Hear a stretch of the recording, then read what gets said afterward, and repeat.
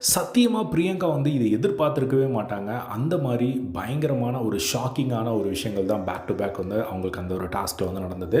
Light detector டாஸ்க்ல வந்து வெக்கே, பிரியங்கா இவங்க 2 பேரையும் கூப்பிடுறாங்க. மத்த எல்லாரையும் கம்பேர் பண்ணும்போது இவங்க 2 பேருக்கு மட்டும் தான் 10 கொஸ்டின்ஸ் கிட்ட வந்து கேட்டாங்க. அதுல வந்து எல்லா கொஸ்டின்ஸும் வந்து குண்ட தூக்கி போடுற மாரி தான் இருந்தது. ஸோ ஃபர்ஸ்ட் கொஸ்டின் பிரியங்கா வந்து வெக்கைய வந்து கேட்குறாங்க. "இவ்ளோ நாள் நாம பில்ட் பண்ண ஒரு ரிலேஷன்ஷிப்ப டக்குன்னு தூக்கி போட்டு வந்தது தப்புன்னு உனக்கு தோணலையா?" அப்படின்னு கேட்குறாங்க. அதுக்கு வெக்கே வந்து பார்த்திங்கன்னா நோன்னு சொல்கிறாரு. அதுக்கு வந்து ப்ளூ லைட்டும் வந்து எரியுது. அதுக்கப்புறம் அப்பயே வந்து உடையிறாங்க. செகண்ட் கொஸ்டின் கேட்குறாங்க, மற்ற பசங்க கூட வந்து ட்ரை பண்ணப்போ வந்து நீ வந்து பொசசிவ் ஆனியா என் மேலே அப்படின்னு சொல்லி கேட்குறாங்க. அதுக்கு ஆமாம் அப்படின்னு சொல்லி அவர் சொல்கிறாரு. அது உண்மை அப்படிங்கிற மாதிரி வருது. இது நார்மலாக முடிஞ்சிருச்சு. நெக்ஸ்ட் கொஸ்டின் தான் செம ஷாக்கிங்காக இருந்தது. பிரியங்கா கேட்குறாங்க, என் ரிலேஷன்ஷிப் உங்க கூட இருந்தது வந்து ஃபேக்குன்னு நினைக்கிறியா அப்படின்னு கேட்குறாங்க. அவர் யோசிக்காமல் எஸ் அப்படின்ட்டாரு. சரி ரெட் வரும்னு பார்த்தா அந்த இடத்துல ப்ளூ வந்து அந்த இடத்துல அவங்களுக்கு பயங்கரமாக உடையிறாங்க.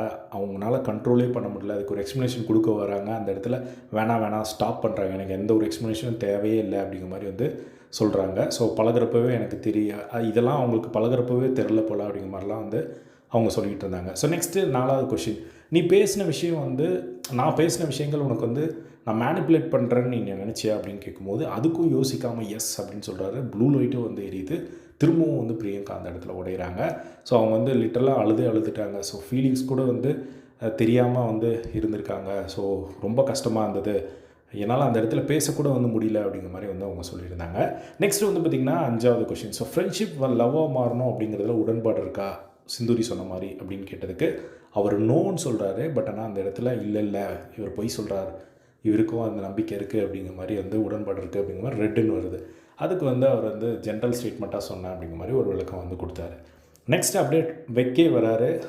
பிரியங்கா கிட்ட கேள்வி கேட்குறாங்க, சிம்பிளாக விஷயத்தை ட்ராமா பண்ணிட்டோமோன்னு தோணுதா சிம்பிளான விஷயத்தை அப்படின்னு கேட்கும்போது பிரியங்கா வந்து நோன்னு சொல்கிறாங்க. ப்ளூ எரியுது. நெக்ஸ்ட் வந்து மோனிஷா கூட பிரேக் ஆனதை வந்து அட்வான்டேஜ் எடுத்துக்கிட்டியா அப்படின்னு கேட்குறாங்க பிரியங்கா கிட்ட. நோன்னு சொல்கிறாங்க. அதுக்கும் ப்ளூன்னு எரியுது. நெக்ஸ்ட்டு சிந்துரி பிரச்சனையில் நான் உனக்காக நிற்கணும்னு நீ நினைக்கிறியா அப்படின்னு கேட்கும்போது எஸ், எனக்காக நீ நின்றுக்கணும் அப்படின்ற மாதிரி பிரியங்கா சொல்கிறாங்க.